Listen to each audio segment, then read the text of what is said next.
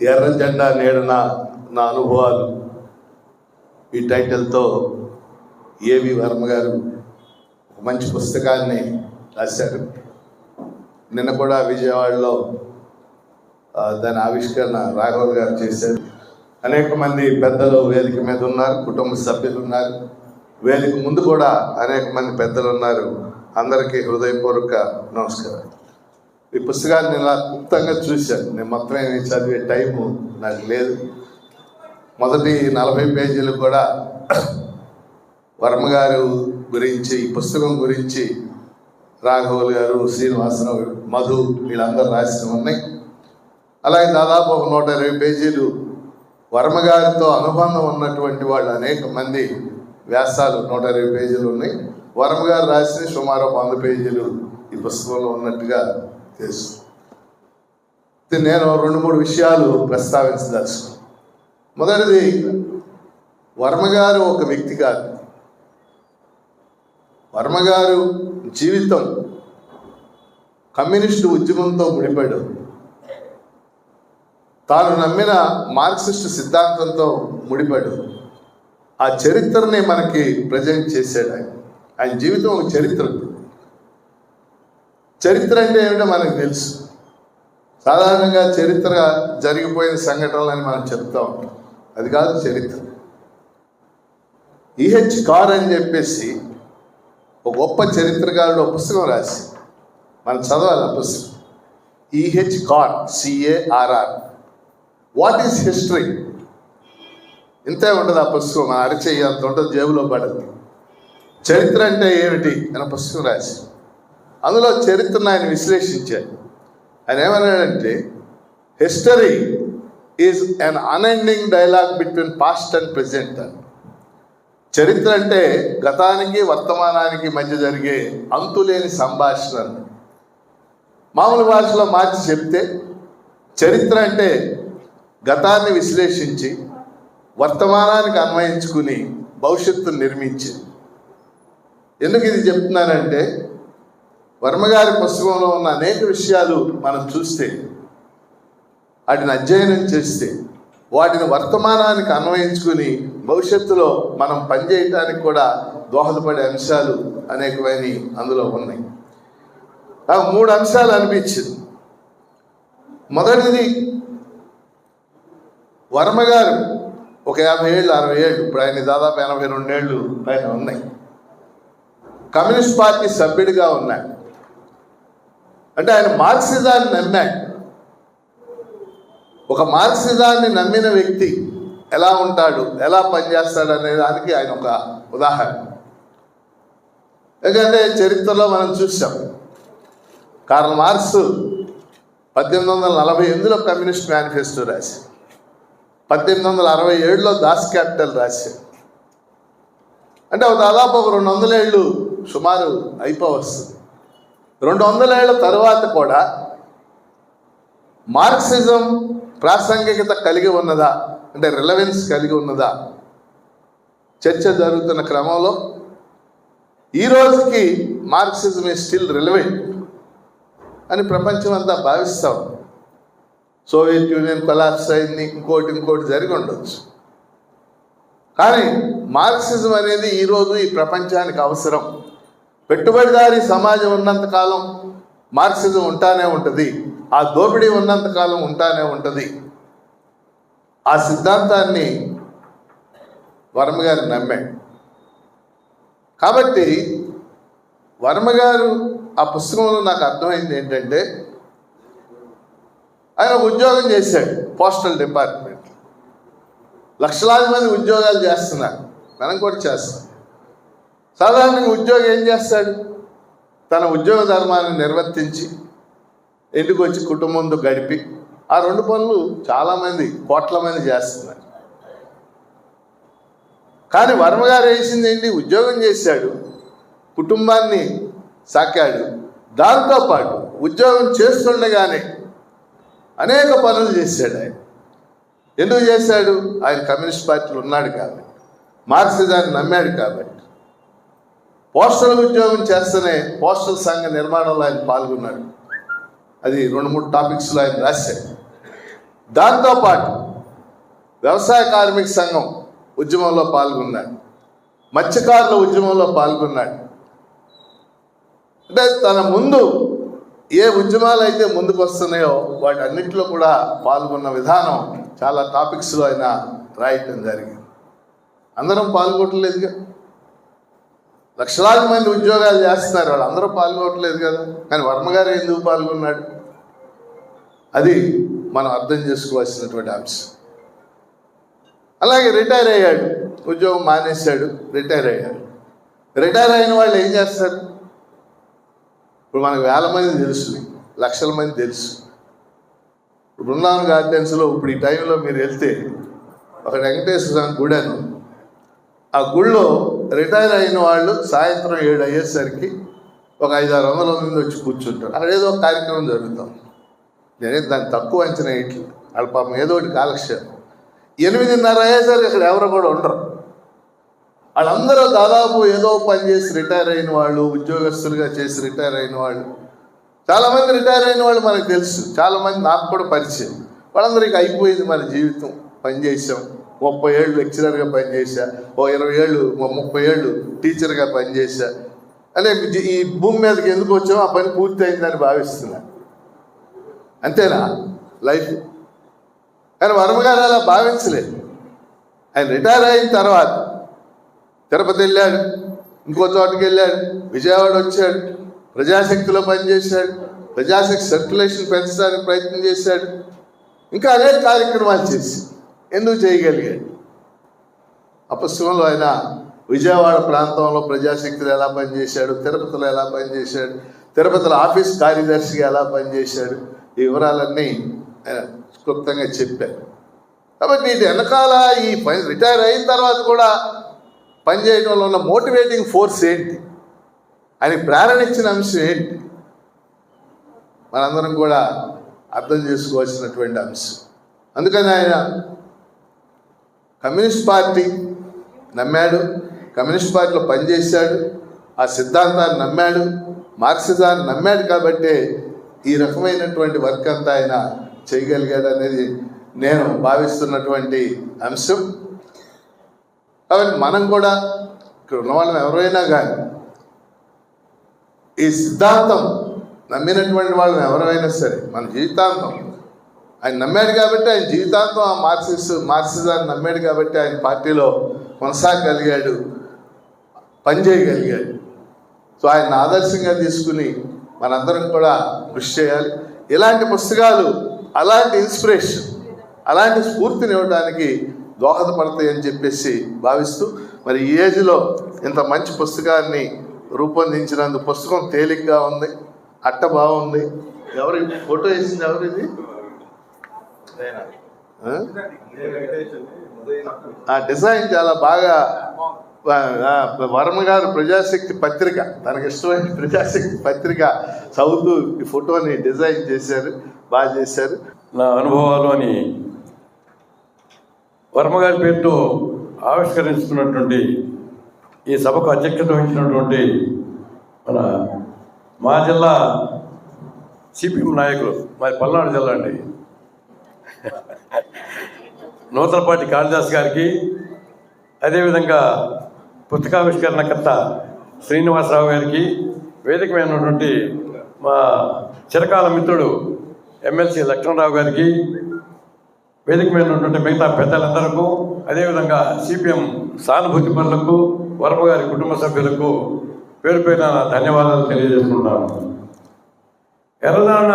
ఎర్రజెండా నీడన్న అనుభవాలు నా లెక్క ప్రకారం అయితే నేను పుట్టకముందే 1952లో మన ఆంధ్రప్రదేశ్లో సపోర్టెడ్ బై కమ్యూనిస్టులు అనే దాంతో దాదాపుగా స్వీప్ చేశారు.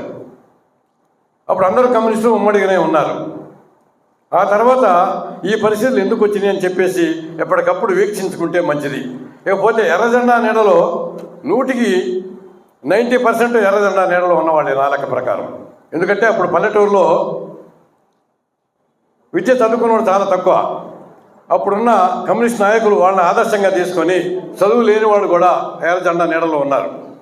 ఆ తర్వాత కాలేజీకి వచ్చిన తర్వాత ఏ స్టూడెంట్ అయినా సరే ఎర్రజెండా నీడలో ఎస్ఎఫ్ఐ కావచ్చు, ఏఎస్ఎఫ్ కావచ్చు, ఎస్పీఎఫ్ కావచ్చు, ఖచ్చితంగా అవన్నీ కూడా ఎర్రజెండా నీడలోనే ఉన్నాయి.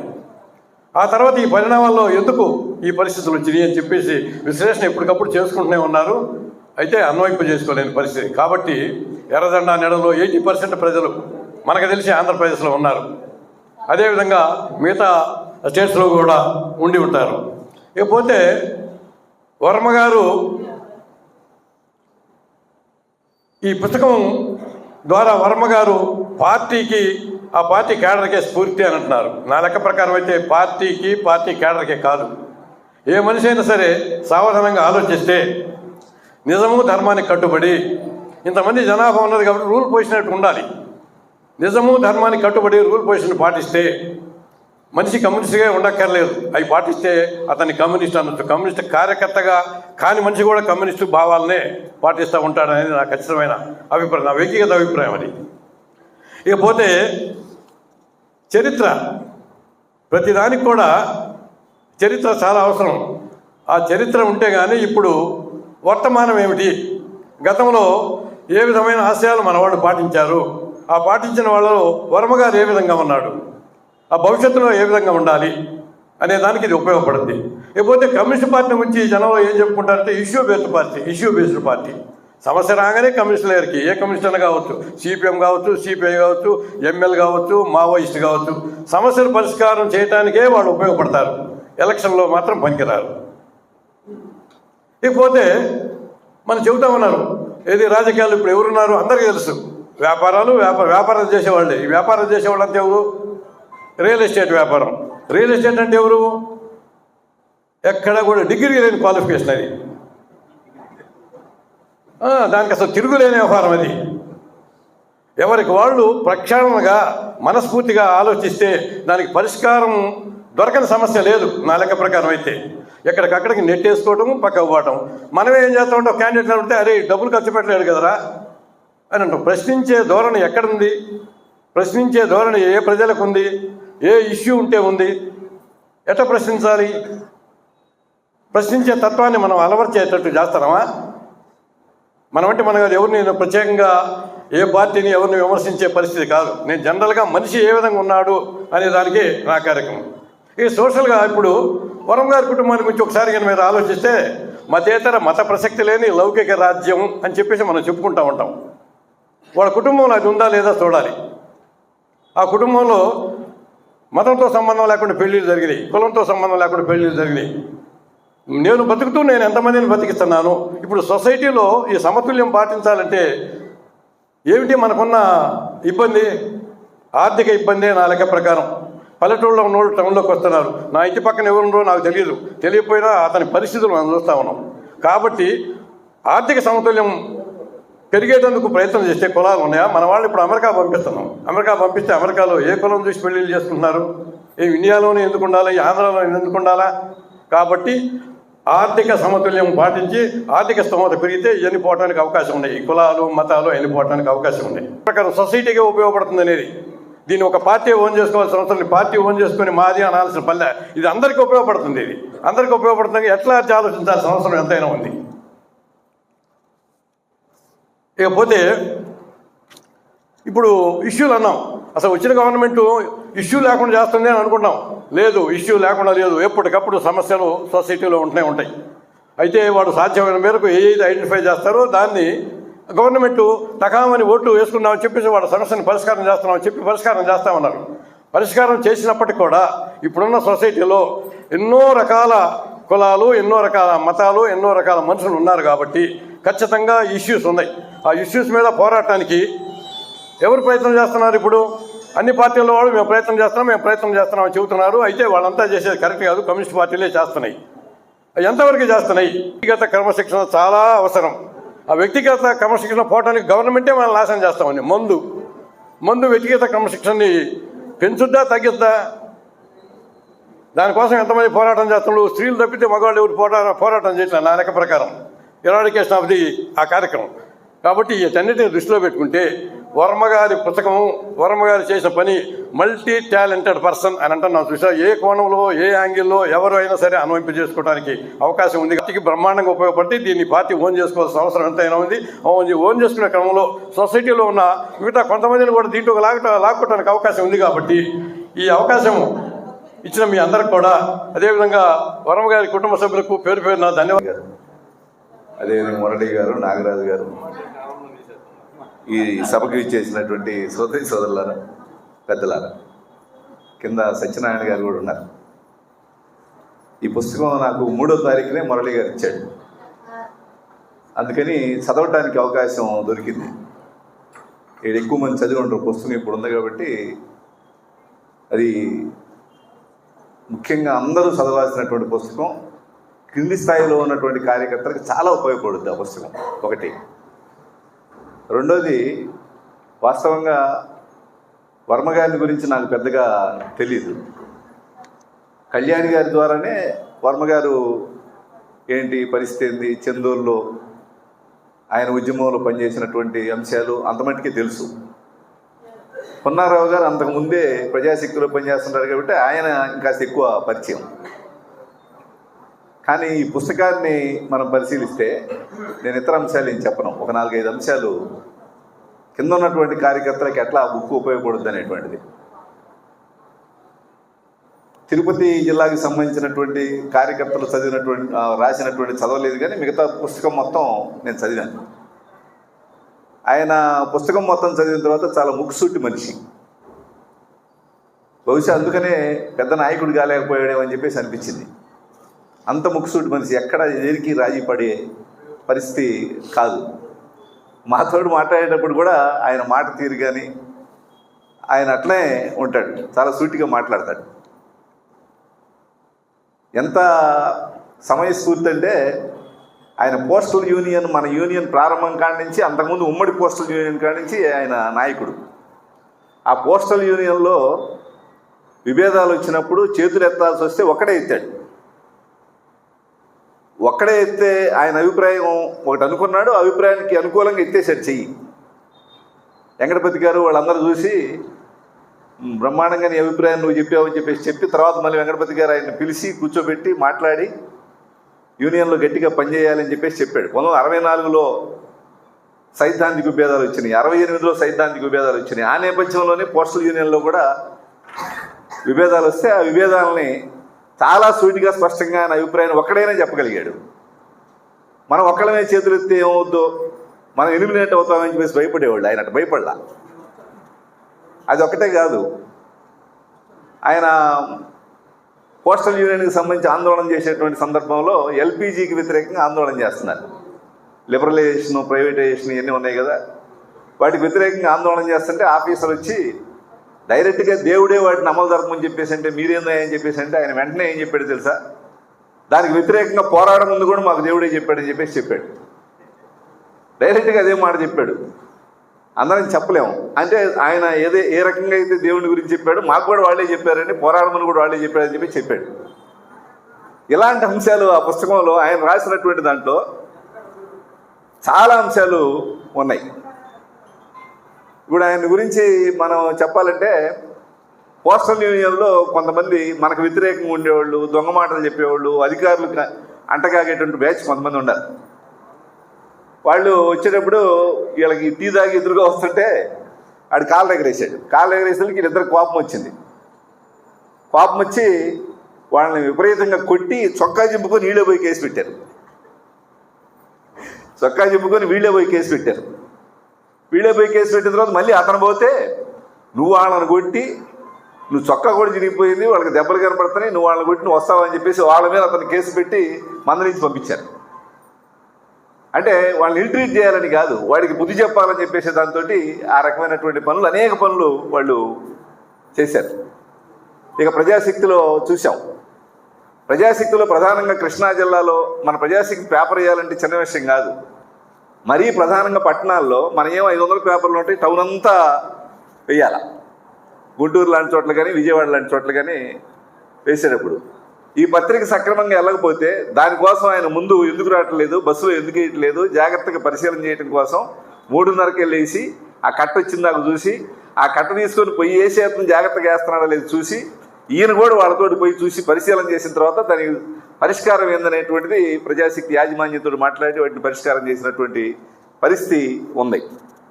ఇలాంటి ఆ పుస్తకంలో చాలా ఉన్నాయి, చాలా అంశాలు ఉన్నాయి. అవన్నీ ఉపయోగపడతాయి. జనరల్గా చరిత్రలు అంటే ఇందాక శ్రీనివాసరావు గారు చెప్పారు, మనందరికీ ఇన్స్పిరేషన్ ఏంటి? సుందరయ్య గారు లాంటి వాళ్ళు, ఏకే గోపాలం లాంటి వాళ్ళు, మార్క్సిజాన్ని బేసిక్గా ఉన్నటువంటి కారణాలు మార్క్స్, ఎంగిల్స్, లెనిన్, స్టాలిన్ వాళ్ళకి మనకి. కానీ ఇలాంటి పుస్తకాలకి చాలా రావాలి. చాలా సాధారణ కార్యకర్తల్లో కూడా ఇన్ని టాలెంట్స్ ఉన్నాయి, ఎంత కృషి చేశారు అనేటువంటి దానికి ఉపయోగపడేట్టుగా ఉంటుంది. చివరిగా నేను ఒక విషయం చెప్పాలా. మన కళ్యాణి జీవితంలో చాలా ఒడిదుడుకుల్ని ఎదుర్కొంది. నేను చూశాను డైరెక్ట్గా. అమ్మాయితోటి దాదాపుగా 15-20 సంవత్సరాల నుంచి ఉంది కాబట్టి. కానీ ఎక్కడ తనకి ఆ ఒడిదుడుకుల్ని ఎదుర్కోవడం కోసం, పరిష్కార మార్గం కోసం ఎక్కడ ఆవేశపడకుండా గట్టిగా బిట్టర్గా నిలబడి ఆయన మీద నిలబెట్టడం కోసం ఆ తల్లిదండ్రులు కూడా ఆ రకమైన ప్రయత్నం చేశారు. వాళ్ళ ఫ్యామిలీ అంతా ఆ రకమైన ప్రయత్నం చేశారు. అదేవిధంగా మురళీ గారు, నాగరాజు గారు కూడా ఆ రకంగా ప్రయత్నం చేశారు. బహుశా ఆ స్పిరిట్ ఆయనలో నుంచి వచ్చిందేమో అని చెప్పేసి నాకు అనిపించింది. అదేవిధంగా ఈరోజు ఇప్పుడు దేశవ్యాప్తంగానే, ప్రపంచవ్యాప్తంగానే మనకి నూతన ఆర్థిక సంస్కరణలు అమలు జరుగుతూ ఉన్నాయి. చేస్తూ వాళ్ళ కుటుంబానికి ఆ కుటుంబానికి ధన్యవాదాలు తెలియజేస్తూ ఈ పుస్తకాన్ని అందరూ వెంటనే చదవాలని, ఈ పుస్తకం దాదాపుగా అందరికి ఇస్తారు, ఆ పుస్తకం వెంటనే చదవాలని చెప్పేసి విజ్ఞప్తి చేస్తూ నేను ముగిస్తున్నాను. ఈ సందర్భంగా కలుసుకోవడానికి దోహదపడ్డ ఈ వర్మ గారి పుస్తకం కొంత సంతోషం కలిగించింది. నేను 12 సంవత్సరాలు తిరుపతిలో ఉండటం వలన దాదాపు వాళ్ళతో కలిసిపోయాను. నేను కమ్యూనిస్ట్ పార్టీ మెంబర్ అవడం కూడా తిరుపతిలోనే జరిగింది. అంతకుముందు నేను సానుభూతిపరుడుగా శ్రీనివాసరావు గారు, లక్ష్మణరావు గారు లాంటి వాళ్ళ ప్రభావంతో ఈ మార్క్సిస్ట్ పార్టీ ప్రత్యేకతని గుర్తించడం జరిగింది. ఆ క్రమంలోనే నేను తిరుపతి వెళ్ళటం, తిరుపతిలో మామూలుగా వాళ్ళకి దగ్గరగా ఉండడం జరిగింది. వర్మ గారి క్యారెక్టరు చాలా గమ్మత్తైన క్యారెక్టర్ అని ఎందుట్లో అంశాలన్నీ కొంత నాకు వాళ్ళ మనవడు వర్మ గారి క్యారెక్టర్స్ని పుణికి పుచ్చుకుని ముందుకు తీసుకెళ్లే మనవడు రాసిన మాట గుర్తొచ్చింది. అది చాలా ఆకర్షించింది నన్ను. మొండి తాతయ్య అని. ఆయన చాలా మొండి అయినా తను అనుకున్నది ఏదో రూపంలో చేసేదానికి తయారుగా ఉండి ఎప్పుడు మామూలుగా తనకున్న శక్తిని ఉపయోగిస్తాడు. నేను అక్కడ సత్యవేడు, మీలో కొందరు ఎన్ని ఉంటారు, సత్యవేడు స్పెషల్ ఎకనామిక్ జోన్, ఆ సందర్భంలో అక్కడ సర్వే చేయడానికి మన పార్టీ కొంతమందితో ఒక కమిటీ వేసింది. దాంట్లో వర్మ గారు కూడా ఉన్నారు. ఆ సందర్భంగా ఆయన దగ్గరగా చూశాను. అంతేకాకుండా ఇతర అంశాలు చాలా వైవిధ్యం అందరూ చెప్పారు. మామూలుగా అందులో ఆయన ఎన్ని రకాల ఉన్నాయో, కళాకారుడుగా లేకపోతే ఉద్యమకారుడుగా, అధ్యయనకారుడుగా ఏ రకంగా జీవితాన్ని గడిపాడో, తన జీవితం గడపడం కాకుండా తన జీవిత ప్రభావం పిల్లల మీద పడేట్టు చేయడం అనేది నాకైతే అద్భుతం అనిపిస్తుంది. నేను స్వామినాథన్ తర్వాత ఈయనే చూశాను. తనలాగా తన పిల్లలు ఉండాలి, తన పిల్లలు కూడా తన ఆశయాలను ముందుకు తీసుకెళ్ళాలని కోరుకున్న వాళ్ళే నేను దగ్గరగా మిగిలిన చూడలేదు కాబట్టి చెబుతున్నాను. స్వామినాథన్ని తర్వాత వర్మ గారు చూశాను. వర్మ గారిలో మొండితనం ఉంది. ఆ మొండితనం ఒక రకంగా కొన్నిసార్లు నష్టం చేసినా కానీ మన అందరికీ ఉద్యమానికి ఉపయోగపడేట్టుగా కొన్ని ఘటనలు వారి జీవితంలో జరిగినాయి. వాటిని అది పుస్తకంలో పొందుపరిచాడు. ఇందులో ఈ పుస్తకంలో బాలసుబ్రహ్మణ్యం ఒక కామెంట్ చేశాడు. ఎప్పుడో వసంతకాలం సుప్రభాతం కోసం ఎదురు చూసే వ్యక్తులు మనందరం. మంచి సమాజం వస్తుంది, మనుషులుగా బతుకుతారు, ఇటువంటి దరిద్రాలను లోపల ఉన్నది బయటికి చెప్పే ధైర్యం ఉండాలి, ప్రశ్నించే తత్వం పెరగాలి. ఈ అంశాలన్నీ ఉండే సమాజం కోసం ఎదురు చూసే వ్యక్తుల్లో వర్మ గారు ఉన్నారని చెప్పి బాలసుబ్రహ్మణ్యం గారు అన్నారు. అది చాలా నాకు నచ్చింది. దానికి ఆయన మనస్ఫూర్తిగా అభినందిస్తూ ఆయన జీవితాన్ని ఈ రకంగా తన మనవాళ్ళ తర్వాత వాళ్ళకు కూడా ప్రభావితం చేసి సమాజానికి ఉపయోగపడి చేస్తారని ఆశిస్తూ నాకు ఈ అవకాశం ఇచ్చిన మిత్రులందరికీ నమస్కరిస్తూ సెలవు తీసుకుంటాను. సిపిఎం పార్టీ రాష్ట్ర కార్యదర్శి శ్రీనివాసరావు గారు, అలాగే వేదిక మీద ఉన్నటువంటి పార్టీ గుంటూరు జిల్లా పార్టీ కార్యదర్శి పాసిన రామారావు గారు, తిరుపతి జిల్లా పార్టీ కార్యదర్శి నాగరాజు గారు, పెద్దలు, ఈ బుక్ ఆవిష్కరణకి వచ్చినటువంటి పెద్దలు, మిత్రులందరికీ కూడా ధన్యవాదాలు తెలియజేస్తా ఉన్నాను. ఇది మాట్లాడే టైం కూడా కాదు, సమయం లేట్ అయ్యింది. అయినా కొన్ని విషయాలు మీతో పంచుకోవడానికి అవకాశం కల్పించినటువంటి వాళ్ళ కుటుంబ సభ్యులకి, అలాగే గుంటూరు జిల్లా పార్టీకి కూడా ధన్యవాదాలు తెలియజేస్తా ఉన్నాను. వర్మగారు, మీ అందరికీ తెలిసిన వర్మగారు వేరు, నాకు తెలిసిన వర్మగారు వేరు. వర్మగారికి నాకు ఒక బంధం ఉంది. మా ఇద్దరిది ఒకే విలేజ్. నేను పార్టీలోకి వచ్చింది 93లో వచ్చాను. నేను పార్టీలోకి రాకముందే వారు మాకు తెలుసు. దుగ్గిరాల గ్రామంలో అంటే మనం కూడా మన భాష మాట్లాడుకునేది, పుస్తకాల్లో రాసేది ఇవన్నీ వేరుగా ఉంటుంది. భాష కూడా పాలిష్గా లేకపోతే జనం వినే పరిస్థితి, స్వీకరించే పరిస్థితి కూడా లేదు. కానీ ఏ పేదల కోసమైతే మనం పనిచేస్తున్నామో ఆ పేదల భాషని అలవర్చుకోవటం ద్వారా వాళ్ళతో మమేకమయ్యే పరిస్థితి కూడా ఉంటుంది. కాళిదాసు గారు మాట్లాడుతూ వాళ్ళకి కట్టెల అడితి ఉంది అని చెప్పారు. ఆ కట్టెల అడితికి వెళ్ళే వాళ్ళు ఎక్కువ మంది పేదలు వెళ్తారు, అందులో దళితులుగా ఉన్నటువంటి వాళ్ళు వెళ్తారు.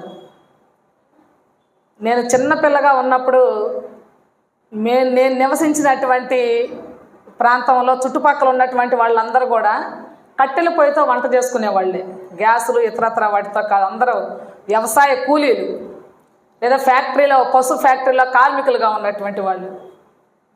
ఆ పుల్లల అడితి అనేవాళ్ళు, అక్కడ కట్టెల అడితి కాదు, పుల్లల అడితి అనేవాళ్ళు.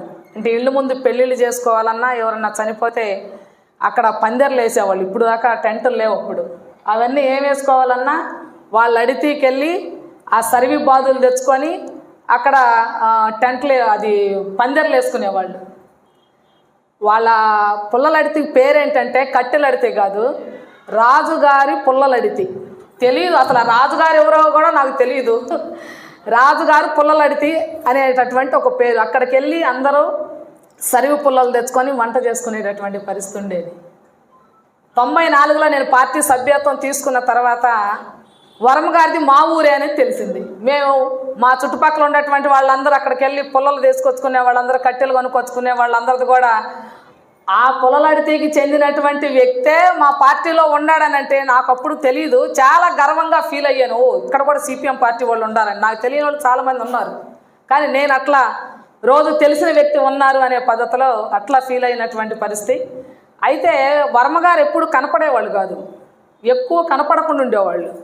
ఏమైపోయారు వర్మగారు అని అంటే ఎక్కడుండేవాళ్ళో తెలియదు. ఏదో అప్పుడు ఫోన్లు ఎక్కువ ఉండే కాదు, ల్యాండ్ ఫోన్లు ఉండేవి. ఆ ఫోన్ నుంచి ఎవరైనా చేసి పలానా చోట ఉన్నారు అనే సమాచారం వచ్చేది.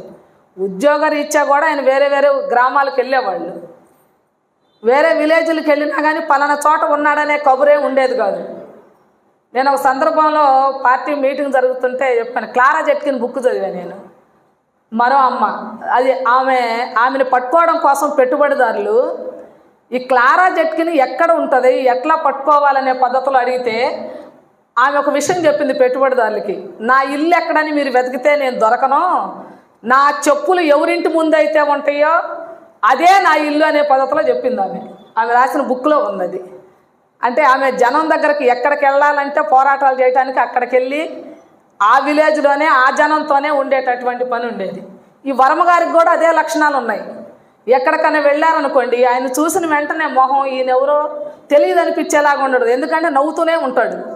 నాకు తెలిసి ఎవరన్నా మీతో బాగా దగ్గర సంబంధాలు ఉండే వాళ్ళకి తెలిసేమో కానీ ఆయన కోపపడటం, నాకైతే ఆయన కోపపడటం చోట్ల అతను చెప్పే విషయం ఎదుటి వాళ్ళకి నచ్చట్లేదంటే, ఎదుటి వాళ్ళు పార్టీకి భిన్నంగా ఇబ్బందికరంగా మాట్లాడుతున్నారని తెలిసినప్పుడు కూడా ఆయన నవ్వుకుంటానే అక్కడి నుంచి ఇక్కడ వాదన చేయలేమనే పద్ధతిలో వెళ్ళిపోయేవారు తప్ప కోపగించుకొని వెళ్ళేటటువంటి లక్షణం అయితే నేను తన దగ్గర నుంచి చూడలేదు.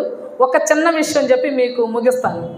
నేను దుగ్గిరాల తెనాలి డివిజన్ ప్రాంతంలో పార్టీలో పనిచేస్తున్నప్పుడు వర్మ గారు మధ్యలో కనపడకుండా వెళ్ళిపోయారు. ఒక 3 నెలలు 4 నెలలు కనపడలేదు. తెనాలి డివిజన్ పార్టీ మీటింగ్ జరుగుతుంది. దుగ్గిరాలకి సంబంధించినటువంటి శాఖ సభ్యులు కూడా అక్కడికి వచ్చారు. ఈ వర్మ గారు ఎక్కడ ఉండారో కనపడలేదు, ఏదో ఒక ఊర్లో వెలుస్తారు, అక్కడోళ్ళు మా ఊర్లో ఉండారని చెప్తారు అని అంటున్నారు. ఆ అంటున్నటువంటి సందర్భంలో మాది అసలు దుగ్గిరాల, మా అత్తగారిది తుమ్మపూడిలో ప్రజానాట్య మండలి దళం ఉంది. ఆ దళంతో వర్మ గారికి మంచి సన్నిహిత్యం ఉంది. వాళ్ళు ఎప్పుడు జోకులు వేసేటటువంటి పని చేసేవాళ్ళు. ప్రసాద్ అని ఉన్నాడు పల్లి ప్రీతమ నాయకులు శ్రీనివాసరావు గారు, అదే రకంగా రామారావు గారు, మేమంతా కూడా ఎస్ఎఫ్ఐలో కలిసి ఆయన మాకు సీనియర్గా ఇక్కడ ఉన్నారు. అప్పటి నుంచి రామారావు గారు పరిచయము, ఇతర పెద్దలు, సోదరులారా నమస్కారం. చాలా సంతోషంగా ఉంది. ఇక్కడ చిత్తూరు జిల్లాలోనే కాకుండా గుంటూరులో కూడా వర్మ గారు అనుభవాలు, ఈ విషయాలను తెలుసుకోవడానికి చాలామంది ఇక్కడికి రావడం, వాళ్ళందరినీ చూసే అవకాశం కలగడం చాలా సంతోషంగా ఉంది. ఈరోజు వర్మ గారు ఎర్రజెండా నీడలో ఈ పుస్తకాన్ని మేము ఆవిష్కరించినప్పుడు పెద్ద మన సిమ్స్ అని తిరుపతిలో పెద్ద హాస్పిటల్, ఆయనకి ఇప్పుడు ఇంతకుముందు కాళిదాస్ గారు చెప్పారు, మంచి వైద్యుడని బాగా పేరు. సిమ్స్ అంటే ఆయన లేకపోతే ఉండదా అన్నట్టుగా పేరు. ఆయన ఏమని చెప్పాడు, ఈ బుక్ అంతా చదివి నాకు కూడా ఈ ఎర్రజెండా నీడన కొంచెం స్థానం ఇవ్వండి, నేను కూడా ఈ ఎర్రజెండా నీడన ఉంటానని చెప్పాడు. చాలామంది ఇక్కడ ఉన్నవాళ్ళు కూడా వచ్చారు దానికి. అటువంటి ఇన్స్పిరేషను కలిగింది. ఆయన చెప్తుంటాడు, చెప్పింది తోచా తప్పకుండా పాటించడమే కాకుండా వర్మ గారి ఆరోగ్యం విషయంలో ఇప్పటికీ నేను అన్నాను, ఏమి ఇంత కొంచెం డల్గా ఉండి ఏం లేదండి అని అన్నారు. ఏం చేస్తున్నారు మీరు ఇంత ఆరోగ్యంగా ఉండడానికంటే గుంజులు తీయమంటే చకటకా గుంజులు తీశాడు, గోడ కుర్చీ వేసాడు అని చెప్పాడు. అందుకని ఆరోగ్య విషయాలకు సంబంధించి కూడా అది జనరల్గా పాటించే విషయాలు స్ట్రిక్ట్గా వర్మ గారు పాటించడం విషయాలన్నీ కూడా మనకి ఈ బుక్లో ఉన్నాయి. ఆ డాక్టర్ గారే ఆయన అనుభవాలు రాశారు. వాస్తవంగా నేను ఈ జిల్లాలోనే మొట్టమొదటి రాష్ట్ర క్లాసులకి చీరాలకి వచ్చాను. ఆ తర్వాత కూడా ఇక్కడ ఏసీ కాలేజీలో ఇంటర్మీడియట్ చదివేటప్పుడు 10 రోజుల పాటు క్లాసులు పెడితే ఆ క్లాసులకు వచ్చాను. ఆ క్రమంలో ఇక్కడే ఈ జిల్లా నుంచే పెళ్లి చేసుకునే అవకాశం, పార్టీ అప్పుడు ప్రజాశక్తిలో వనజ పనిచేస్తున్న సందర్భంగా మన పార్టీ మాట్లాడి వివాహం చేయడానికి జనరల్గా మాకు చిత్తూరు జిల్లా అప్పుడు, ఇప్పుడు తిరుపతి జిల్లా అనుకోండి, ఆ ఏరియాలో వామపక్ష ఉద్యమం ప్రభావం చాలా తక్కువగా ఉండడం, వీటన్నిటి కారణాల దృష్ట్యా అక్కడ కమ్యూనిస్టులకి లేకపోతే పూర్తికాలం కార్యకర్తలకి పిల్లల్ని ఇచ్చి పెళ్లి చేయాలంటే చాలా వెనకబడి, ఏంది జైల్లో పెట్టేస్తారేమో, కాల్చేస్తారేమో, లేదా తీసుకెళ్ళిపోతారేమో, ఏమైపోతారేమో అని భయపడే సందర్భం. కానీ గుంటూరు జిల్లాలో కమ్యూనిస్ట్ ప్రభావం బాగా ఉండడం, దీని కారణంగా ఇక్కడ చాలామంది, ఇల్లే కాదు చాలామంది రాష్ట్రంలో వీళ్ళ పూర్తికాలం కార్యకర్తలకి వాళ్ళ అమ్మాయిలను ఇచ్చి పెళ్లి చేయడానికి సిద్ధపడడం ఒక మంచి ఇది. అంటే ఎప్పుడు నూతన ఆర్థిక విధానాలు బాగా తీవ్రంగా ఉండి మన బతికేదో మనం చూసుకోవాలి, మన పిల్లలు బాగా బతకాలనే క్రమంలో ఇటువంటి నిర్ణయాలు తీసుకోవడం తల్లిదండ్రులకి చాలా కష్టంగా ఉంటుంది. అయినా వాళ్ళు సాహసం చేశారు. అందుకని మా జిల్లాలో మాట్లాడుతున్నారు, గుంటూరు జిల్లాలో భలే తెలివైన వాళ్ళు అయ్యాని. ఏమనంటే అల్లుళ్ళు ఈజీగా సంపాదించుకుంటారు, కూతురు బాగా చూసుకుంటారని చెప్పేసి. ఇక్కడ మాకు మాట్లాడుతుంటారు, ఎలా మీకు దిక్కు లేకపోతే మేము ఏదో దిక్కిస్తే మమ్మల్ని ఎట్టారని చెప్పేసి అంటుంటారు. అంటే ఎట్లా ఆడపిల్లల్ని జనరల్గా ప్రోత్సహించి చేయడము లేకపోతే ఉద్యమాలను నిలపడానికి అది ఉపయోగపడింది. వాస్తవంగా మనందరం దృష్టి పెట్టుకోవాలి. మన పిల్లల్ని ఆ రకంగా వామపక్ష ఉద్యమంలో పెట్టాం కాబట్టి ఈరోజు వర్మ గారు నిశ్చింతగా ఎంత ఆరోగ్య సమస్య వచ్చినా, ఏ ఇబ్బంది వచ్చినా వాళ్ళ పిల్లలు చాలా గట్టిగా చూసుకుంటున్న సందర్భం. ఆ రకంగా ఆయన నిశ్చింతగా ఉండగలిగిన పరిస్థితి. ఈరోజు అట్ట కాదు, అమెరికాకు పంపించిన ఇంతకుముందు శ్రీనివాసరావు గారు చెప్పారు, పంపతారో తెలియదు. అదన్నా కొంతమంది అసలు చూసుకోని వాళ్ళు తీసుకుపోయి మా ఆశ్రమాల్లో పెట్టేసిన వాళ్ళు, ఈ సందర్భాలన్నీ ఉన్నాయి. కాకపోతే అటువంటిది ఈరోజు మనం కోరుకోవాల్సిన అవసరం. వాస్తవంగా ఈరోజు మనం గొప్ప విషయం మాట్లాడుకుని ఎన్నికల్లో డబ్బుల కోసం అని చెప్పి అందరూ పోయి ధర్నాలు చేసిన సందర్భం చూసాం. కానీ మన కొత్త విషయం ఇప్పుడు వచ్చింది ఏంటంటే, హర్యానాలో పంజాబ్లో అట్లా మాకు నిలబడే ప్రతినిధి మాకు అమ్మాయిల్ని ఎతికిపెట్టి పెట్టాలి మా పెళ్ళిళ్ళకి అని చెప్పి డిమాండ్ వస్తాం. అది ఎందుకంటే అమ్మాయిల్ని బతికినిచ్చడం లేదు, మొత్తం చేస్తాం. మొత్తం దేశం అంతా గాలిస్తే ఒకే ఒక రాష్ట్రంలో అబ్బాయిల కన్నా అమ్మాయిలు ఉన్న రాష్ట్రం ఏంటంటే అది ఎర్రజెండా నీడ నుండి కేరళలో తప్ప ఇంకెక్కడా లేని పరిస్థితి కనపడదు. అందువల్ల ఈరోజు మహిళలకి లేకపోతే దానికి యొక్క ప్రాధాన్యత ఎంత గొప్పగా ఇస్తున్నారు ఎర్రజెండా దీనికి సంబంధించినది మనకు కనిపిస్తూ ఉంది. ఇటువంటి డిమాండ్లని సాధించాలి. రేపు ఎర్రజెండా వస్తే తప్ప ఈ యొక్క అమ్మాయిల్ని వాళ్ళు కని లేకపోతే పెంచి వాళ్ళని సర్ప్రైజ్ చేసి లేదా వాళ్ళని ముందుకు తీసుకెళ్ళి అభివృద్ధి చేయడం అనేది మనకు కనిపిస్తున్న సందర్భంగా ఎర్రజెండా ప్రాధాన్యత ఎంత అవసరం ఉంటుందని చెప్పేసి ఈ సందర్భంగా మనం ఖచ్చితంగా గుర్తించాలి, చెప్పాల్సిన బాధ్యత ఉందని చెప్పేసి. జనరల్గా మనం ఏమంటే సుందరయ్య గారు చాలా గొప్పవారు, ఆయన ఆస్తిని మొత్తం త్యాగం చేశారు, పంపించారని చెప్పుకుంటుంటాం.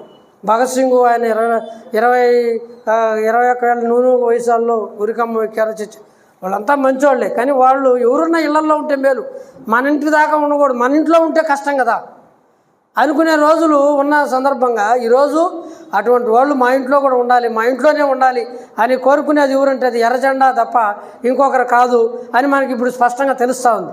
ఇప్పుడు కోరుకుంటుంది డబ్బు సంపాదించే వాళ్ళు కావాలి, డబ్బు ఉండేవాళ్ళు కావాలి అని కోరుకునే రాజ్యం వచ్చేసిన ఈ సందర్భంగా ఇటువంటిది వచ్చింది. అందుకని ఇప్పుడు ఈ సందర్భంగా ఒక సాధారణ కార్యకర్త గురించి ఆయన అనుభవాలు కూడా కమ్యూనిస్ట్ పార్టీ సొంతం చేసుకుంది. వాస్తవంగా ఆయన ముక్కుసూటి కాబట్టి ఆయన పదవుల్లో ఆ సమస్యంగా ఆ సందర్భం కాదు అది. ఆయన అనేక ప్రాంతాల్లో ఉండడము పోవడము ఆ ప్రాధాన్యతలు ముందు శ్రీనివాసరావు గారు చెప్పారు.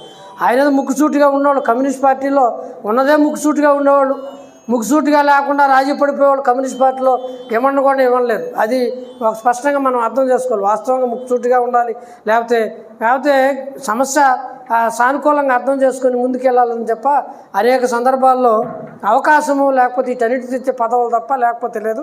ఆ సందర్భంగా వర్మ గారికి ఒక సాధారణమైన జీవితంలో ఉన్న అనుభవాలు కూడా మనకు ఉపయోగపడతాయనే ఉద్దేశంతో ఈ పుస్తకం తీసుకురావడం జరిగింది.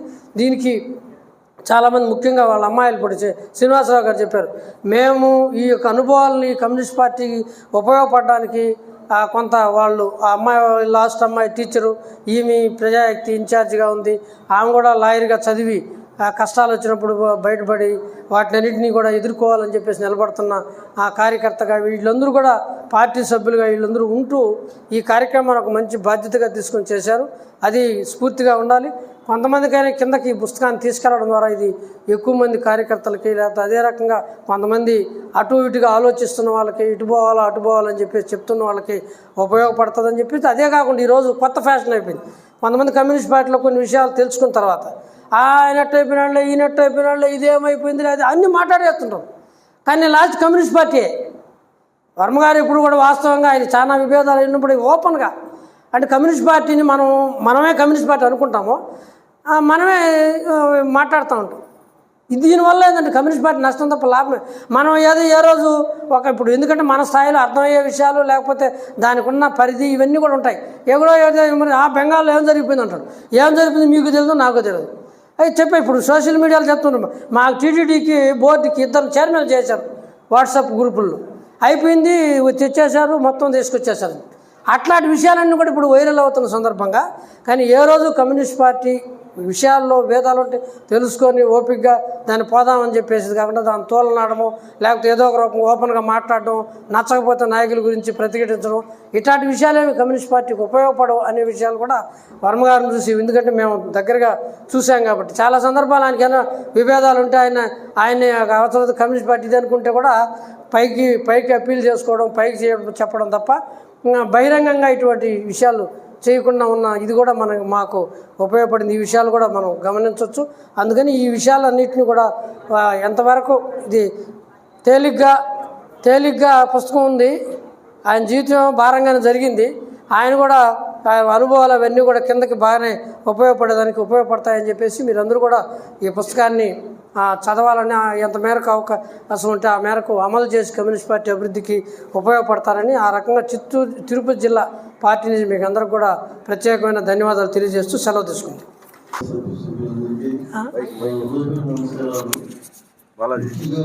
ఉద్యోగం నుంచి ఎవరి కాలం వేరువేరుగా వెళ్ళిపోవడం జరిగింది. ఆయన తిరుపతి వెళ్ళిపోయాడు, నేను కృష్ణా జిల్లా నుంచి గుంటూరు జిల్లా నుంచి కృష్ణా జిల్లాకి వచ్చాను. అక్కడ కొన్నాళ్ళు పనిచేసి మానేశాను.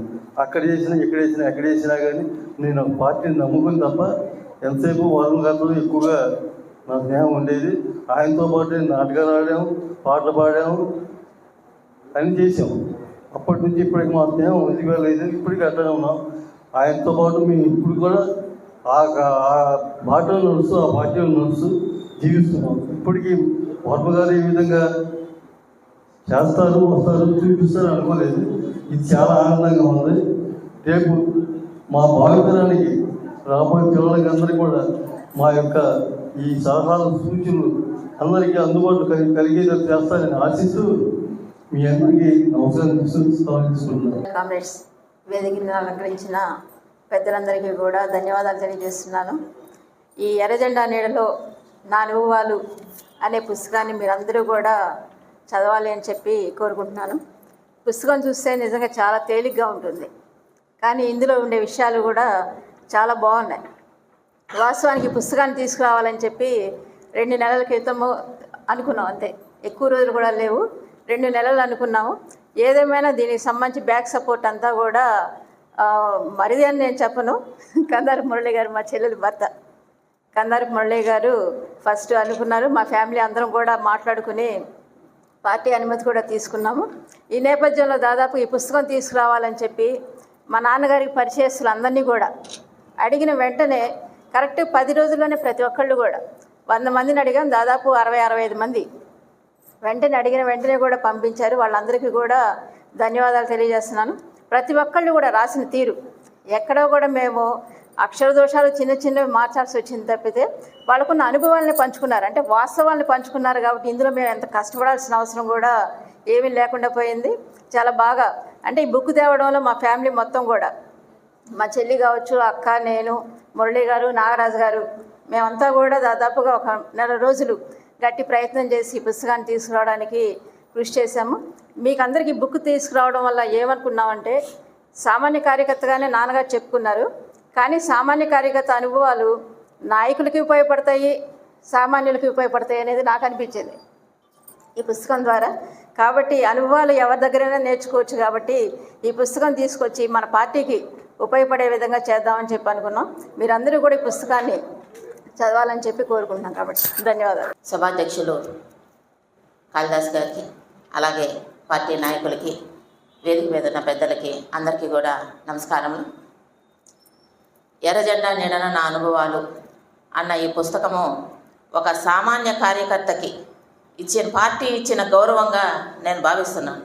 ఎందుకంటే ఒక సామాన్య కార్యకర్త పెద్ద పెద్ద కమిటీల్లో లేరు, ఎక్కడా లేరు, హోల్ టైమర్ కాదు, ఒక సామాన్య కార్యకర్త తన పనితనాన్ని, తన చురుకుదనాన్ని, పనిలో ఉన్న నిబద్ధతని, అతని కమ్యూనిస్టు భావాల పట్టుదలని గమనించి ఉమ్మడి చిత్తూరు జిల్లా నాయకులు రాయమన్న పుస్తకం ఇది. ఏదేదో మేము కూతుళ్ళము, మా నాన్న కూర్చుని రాసుకున్న పుస్తకం కాదు ఇది.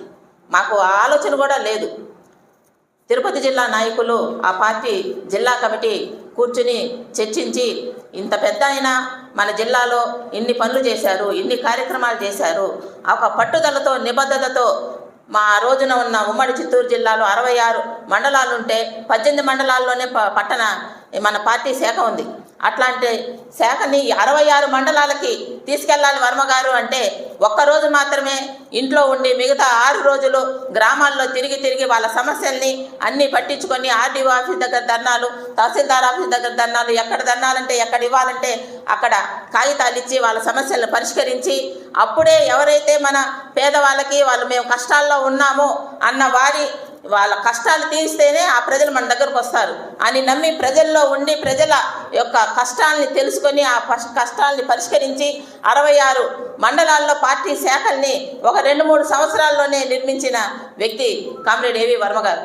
కాబట్టి అట్లాంటి వ్యక్తి యొక్క అనుభవాలు పార్టీ కార్యకర్తలకైతేనేమి, ఎవరికైనా ప్రతి ఒక్క కార్యకర్తకి ఇది చాలా అనుభవంగా ఉంటుంది అన్న ఆలోచనతోటి ఆ పార్టీ వాళ్ళు అడిగారు. కాబట్టి వర్మగారు ఆ పుస్తకం రాయడానికి పూనుకున్నారు.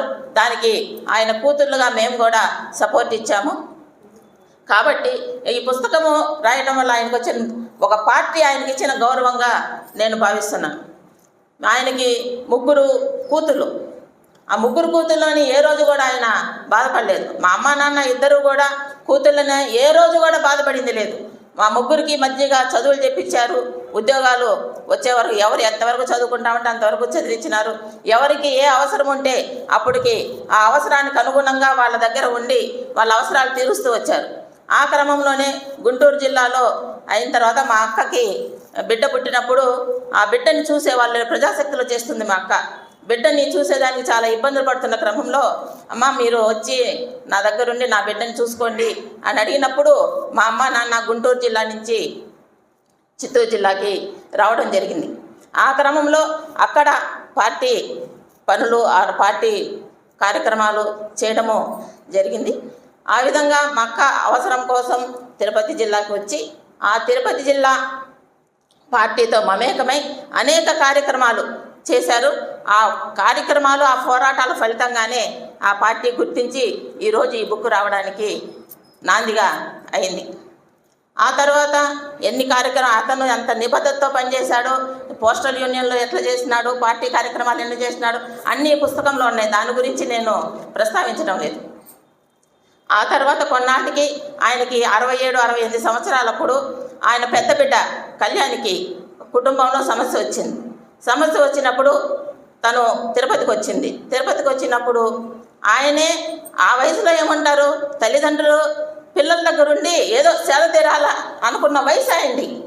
కానీ కూతురికి వచ్చిన కష్టం మేము చెప్పిన మా అక్కకి నువ్వు తిరుపతిలోనే ఉండిపో అని చెప్తే నా బిడ్డ ఏం తప్పు చేసిందని తిరుపతిలో ఉండాలి, ఆమెకి న్యాయమైన పోరాటం కోసం మేము పోరాడతాం, నీ వెనకమాల మేము ఉన్నాము అని మా అమ్మ నాన్న మళ్ళా తిరిగి గుంటూరుకు రావడం అనేది జరిగింది. అంటే ఆమెకి న్యాయ పోరాటం కోసం తన కూతురికి విడాకుల నోటీస్ వచ్చింది.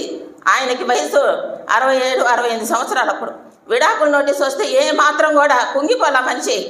ఎందుకని అతను కమ్యూనిస్టు కాబట్టి కుంగిపోలా. ఆడపిల్ల కష్టం వస్తే హక్కును చేర్చుకొని ఆ కష్టాన్ని తీర్చాలి అని కమ్యూనిస్ట్ పార్టీ మనకి నేర్పింది. ఆ ధర్మం ప్రకారం మళ్ళా తిరిగి ఆయన గుంటూరు జిల్లాకి రావడం అనేది జరిగింది. ఒంటరి మహిళకి ఎన్ని కష్టాలు ఉంటాయో తెలుసు. కాబట్టి 42 ఏళ్ల వయసులో మా అక్కని మళ్ళా పుస్తకాలు పెన్ను ఇచ్చి BA LLB పూర్తి చేయించాడు. LLM పూర్తి చేయించి అడ్వకేట్గా ఈ జిల్లాలో నిలబెట్టాడు. సమాజంలో తనకంటూ ఒక స్థానాన్ని గుర్తించేలాగా మా అమ్మ నాన్న ప్రవర్తించారు. అది మామూలు వాళ్ళకి సాధ్యమయ్యే సమస్య కాదు. ఒక కమ్యూనిస్టులకి ఒక గొప్ప ఆలోచన శాస్త్రీయ దృక్పథం ఉన్న వాళ్ళు మాత్రమే ఆ పని చేయగలుగుతారు. కాబట్టి ఒకప్పుడు ఆ సమస్యలో ఉన్నప్పుడు మా అక్క ఎదురొస్తే పక్కన తిరిగి వెళ్ళిపోయారు. ఎందుకు పలకరించేది కళ్యాణి గారిని అని. అదే మనుషులు ఈ రోజున తన అడ్వకేట్ అయినప్పుడు కళ్యాణి గారు బాగున్నారా అని మాట్లాడే స్థితికి ఈరోజు వాళ్ళ తల్లిదండ్రులు పట్టుదలతోటి తీసుకుని వచ్చి ఆమెకి సమాజంలో ఒక గౌరవ స్థానాన్ని మళ్ళా తిరిగి పెంపొందించడంలో ఆయన మొండితనం ఇంతటి నుంచి శ్రీనివాసరావు గారు చెప్పారు.